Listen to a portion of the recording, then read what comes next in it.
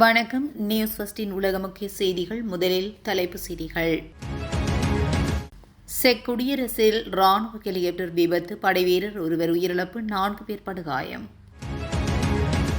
ஏமனின் Houthi அமைப்பினர்களுக்கு ஏவுகணை பாகங்களை அனுப்பிய ஈரான். சிதைந்தது ஈரான் புரட்சிகர காவல் படையின் தலைமையகம். அமெரிக்காவின் துல்லிய தாக்குதல். துபாய்க்கு செல்லும் சுற்றுலா பயணிகளுக்கு வெளியான மகிழ்ச்சி தகவல்.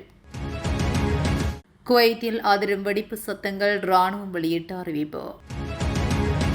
இஸ்ரேலிய அதிகாரிகளை கொல்ல திட்டம், ஈரானின் சதியை முறியடித்த மொசாட். நெதன்யாகுவின் கைது குறித்த வாதங்களில் மீண்டும் திரும்பிய சர்வதேசத்தின் பார்வை. அமெரிக்காவில் 11 பேருடன் பயணித்த விமானம் விபத்து. மேற்கு கரையில் துப்பாக்கிச்சூடு, 5 பேர் உயிரிழப்பு. எல்லை தாண்டிய பயங்கரவாதம், ஐநாவில் பாகிஸ்தானுக்கு இந்தியா கண்டனம். தொடர்பான விரிவான செய்திகள்.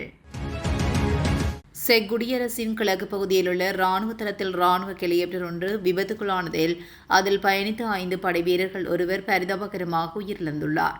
தலைநகர் பேராக்கில் இருந்து தென்கிழக்கே 180 கிலோமீட்டர் தொலைவில் உள்ள நமேஸ்ட் நாத் ஓஷ்லாவோ என்ற ராணுவ தளத்தில் இந்த விபத்து நிகழ்ந்துள்ளது. பெல்டெக்ஸ்ட்ரான் நிறுவனத்தால் தயாரிக்கப்பட்ட UH-1Y வெனம் ரக ஹெலிகாப்டர் இந்த விபத்தில் சிக்கியுள்ளது. விபத்தில் காயமடைந்த 3 வீரர்கள் நடுத்தர அளவிலான காயங்களுடன் பர்னோவில் உள்ள மருத்துவமனைக்கு மாற்றப்பட்டனர். ஒரு வீரர் லேசான காயங்களுடன் ஜிக்லாவா மருத்துவமனையில் அனுமதிக்கப்பட்டுள்ளார். மேலும் விபத்தின் போது ஏற்பட்ட புகையை சுவாசிப்பதால் பாதிக்கப்பட்ட 3 பேர் ட்ரெபிக் மருத்துவமனையில் சிகிச்சை பெற்று வருகின்றனர்.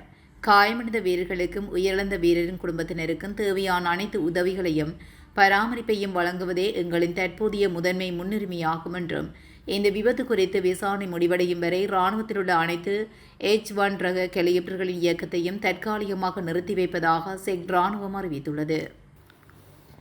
ஏமனின் கவுதி அமைப்பினர்களுக்கு உதவ ஈரான் தன் நாட்டின் இஸ்லாமிய புரட்சிகர பாதுகாப்படை தளபதிகள், இராணுவ ஆலோசகர்கள் மற்றும் ஏவுகணை ட்ரோன் பாகங்களை ரகசிய விமானம் மூலம் அனுப்பியுள்ளதாக தகவல்கள் வெளியாகியுள்ளது. கடந்த ஜூலை மாதம் 13ஆம் தேதி அன்று ஈரானின் மகான் ஏஆர் நிறுவனத்துக்கு சொந்தமான விமானம் ஒன்று தெஹ்ரானிலிருந்து ஏமன் நோக்கி கிளம்பியது.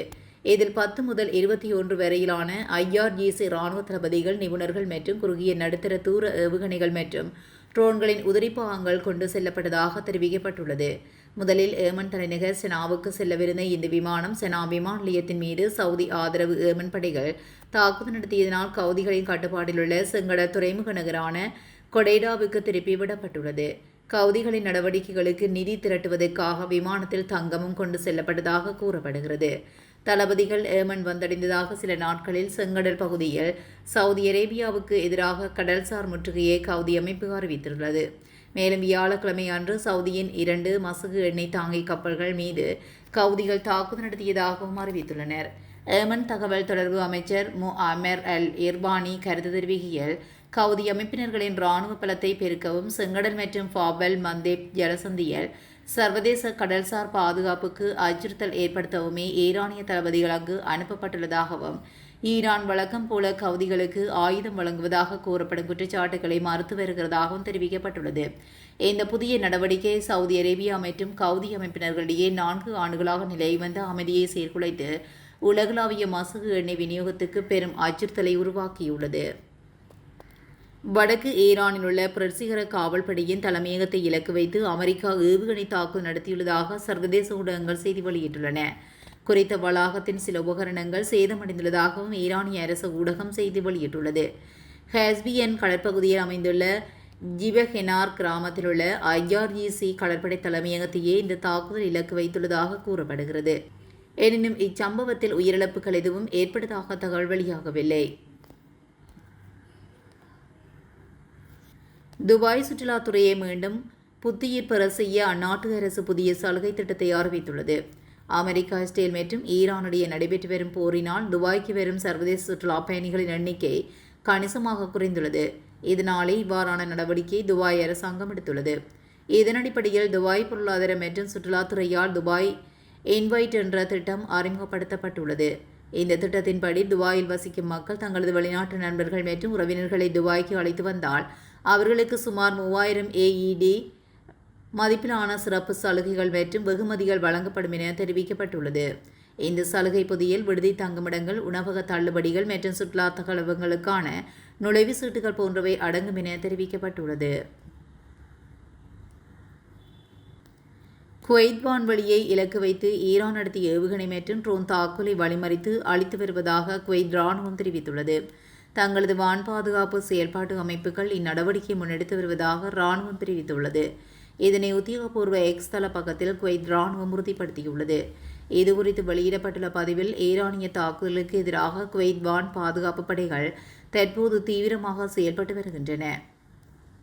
மேலும் நாட்டில் கேட்கும் வெடிப்பு சத்தங்கள் வான் பாதுகாப்பு அமைப்புகளின் எதிர் நடவடிக்கைகளினால் ஏற்படுபவையே ஆகும். பொதுமக்கள் அனைவரும் பாதுகாப்பு அதிகாரிகளால் வழங்கப்படும் பாதுகாப்பு அறிவுறுத்தல்களை கண்டிப்புடன் பின்பற்றுமாறு கேட்டுக்கொள்ளப்படுகிறார்கள் என தெரிவிக்கப்பட்டுள்ளது. ஈரானுடன் போர் நிறுத்த பேச்சுவார்த்தை நடத்துவதற்கு தான் இன்னும் தயாராக இல்லை என அமெரிக்க ஜனாதிபதி டொனால்ட் ட்ரம்ப் திட்டவட்டமாக தெரிவித்துள்ளார். அமெரிக்கா சுற்றுச்சூழல் பாதுகாப்பு முகமையத்தின் நிகழ்வு ஒன்றில் முன்னெடுக்கப்பட்டுள்ளது. அதில் கலந்து கொண்டு கருத்து தெரிவிக்கும் போதே அவர் இதனை தெரிவித்துள்ளார். மேலும் தெரிவித்த அவர், ஈரானிய இஸ்லாமிய குடியரசுக்கு எதிராக நாங்கள் மிகவும் சிறப்பாக செயல்பட்டு வருகின்றோம். அவர்கள் பேச்சுவார்த்தை நடத்த விரும்புகிறார்கள், ஆனால் அவர்கள் அதற்கு இன்னும் தயாராகவில்லை என்றே நான் கூறுவேன். அவர்களுக்கு இன்னும் இதுபோன்ற தாக்குதல்களை தேவைப்படுகின்றன என்று அவர் தெரிவித்துள்ளார். மேலும் ஈரானிய தலைவர்களுக்கு சில தீய எண்ணங்கள் இருப்பதாக குறிப்பிட்ட அவர், ஈரான் அணு ஆயுதம் பெறுவதற்கு ஒருபோதும் அனுமதிக்கப்பட மாட்டாது என்ற தனது உறுதியான நிலைப்பாட்டை மீண்டும் வலியுறுத்தியுள்ளமையும் குறிப்பிடத்தக்கது. சர்வதேச மன்னிப்பு சபையின் ஆராய்ச்சி ஆதரவு கொள்கை மற்றும் பிரச்சார பிரிவின் மூத்த இயக்குநரான எரிகா குவேரா ரோசாஸ் இஸ்ரேலிய பிரதமருக்கு எதிரான சர்வதேச குற்றவியல் நீதிமன்ற விசாரணைக்கான கோரிக்கையை முன்வைத்துள்ளார். இஸ்ரேல் பாலஸ்தீனத்துக்கு எதிராக மேற்கொண்டு வரும் யுத்த குற்றங்களை மேற்கோள் காட்டி இந்த அழைப்பை அவர் விடுத்துள்ளார். சமீபத்தில் நியூயார்க் மேஜர் சோக்ரான் மம்தானி நெதன்யாகுவை கைது செய்து காவலில் வைக்க அழைப்பு விடுத்திருந்தார். இந்நிலையில் இதனைத் தொடர்ந்து வந்துள்ள எரிகா குவேராவின் அறிக்கை வெளிநாட்டு ஊடகங்களின் கவனத்தை ஈர்த்துள்ளன. 2024 காசா மீது இஸ்ரேல் நடத்திய போரின் போது போர்க்குற்றங்களை செய்ததாக நெதன்யாகு மீது குற்றம் சாட்டி சர்வதேச குற்றவியல் நீதிமன்றம் அவருக்கு எதிராக கைது ஆணை பிறப்பித்துள்ளமை குறிப்பிடத்தக்கது. அமெரிக்காவில் 11 பேருடன் பயணித்த சிறிய ரக விமானம் ஒன்று அவசரமாக நீரில் இறக்க முயன்றபோது விபத்துக்குள்ளாகி தீப்பிழம்பாக வெடித்து சிதறியதில் பயணிகள் பலர் காயமடைந்ததுடன் ஒருவர் உயிருக்கு போராடி வருகின்றதாக சர்வதேச தகவல்கள் தெரிவிக்கின்றன. வாஷிங்டனில் உள்ள சுஷியா தீவுக்கு அருகே உள்ள ஷாலோ பே பகுதியில் உள்ளோர் நேரப்படி வியாழக்கிழமை மாலை 5:15 மணியளவில் விபத்துக்குள்ளானது. இது சியேட்டில் நகரிலிருந்து புறப்பட்ட 45 நிமிடங்களில் இச்சம்பவம் நிகழ்ந்துள்ளது. மேலும் விமானம் எரிந்து சாம்பலான போதிலும் அதிர்ஷ்டவசமாக விமானி உட்பட பயணித்த 11 பேரும் ஆல்பா மீட்கப்பட்டுள்ளனர். விமான விபத்து தொடர்பில் அதிகாரிகள் தரப்பில் கூறுகையில், விபத்தில் ஒருவர் மிகவும் ஆபத்தான நிலையில் உள்ளார் என்றும் மற்றவர்களுக்கு தலைக்காயம், எலும்பு முறிவுகள் மற்றும் வெட்டுக்காயங்கள் உள்ளிட்ட பல்வேறு காயங்கள் ஏற்பட்டுள்ளதாக தெரிவித்துள்ளார். மேலும் 2 மருத்துவமனை பரிசோதனை மற்றும் சிகிச்சைக்காக அருகிலுள்ள ஒர்காஸ் தீவுக்கு அழைத்து செல்லப்பட்டனர். காசாவின் மேற்கு கரையிலுள்ள நப்லஸ் பகுதி அருகே நடந்த துப்பாக்கிச்சூட்டு தாக்குதலில் பாலஸ்தீனத்தை சேர்ந்த 4 பேர் மற்றும் இஸ்ரேலை சேர்ந்த ஒருவர் என மொத்தமாக 5 பேர் உயிரிழந்தனர். காயமடைந்த 4 பாலஸ்தீனியர்களுக்கு சிகிச்சை அளித்து வருவதாகவும் அவர்களின் 3 கவலைக்கிடமாக நிலையில் இருப்பதாகவும் பாலஸ்தீனிய சுகாதாரத்துறை தெரிவித்துள்ளது. அதே சமயம் காயமடைந்த 2 இஸ்ரேலியர்கள் மேற்கு கரையில் இருந்து உருந்து விமானம் மூலம் மீட்கப்பட்டுள்ளதாக இஸ்ரேல் தரப்பில் தெரிவிக்கப்பட்டுள்ளது. இந்த துப்பாக்கிச்சூட்டு தாக்குதலுக்கான காரணம் குறித்து உடனடி தகவல்கள் வெளியாகவில்லை என்றும், இஸ்ரேல் படைகளால் ஆக்கிரமிக்கப்பட்டுள்ள இந்த பகுதியில் சமீப காலமாக வன்முறை அதிகரித்துள்ளதும் குறிப்பிடத்தக்கது. ஐநா பாதுகாப்பு கவுன்சிலின் தேசிய வளங்கள் நிர்வாக அமைதி பாதுகாப்பு வளத்துக்கான அடித்தளம் என்ற தலைப்பில் உயர்மட்ட விவாதம் நடந்துள்ளது. இதில் பங்கேற்று பேசிய பாகிஸ்தான் பிரதிநிதி இப்திகார் அகமது, இந்தியா சிந்து நதி நீர் பங்கீட்டு ஒப்பந்தத்தை நிறுத்தி தண்ணீரை ஆயுதமாக்குவது குற்றம் சாட்டினார். இந்த நடவடிக்கையினால் பாகிஸ்தானில் சுமார் 24 கோடி பேரின் வாழ்வாதாரத்துக்கு அச்சுறுத்தல் ஏற்பட்டுள்ளதாக கூறிய அவர், இது சட்ட விரோதமானது என்றும் தெரிவித்தார்.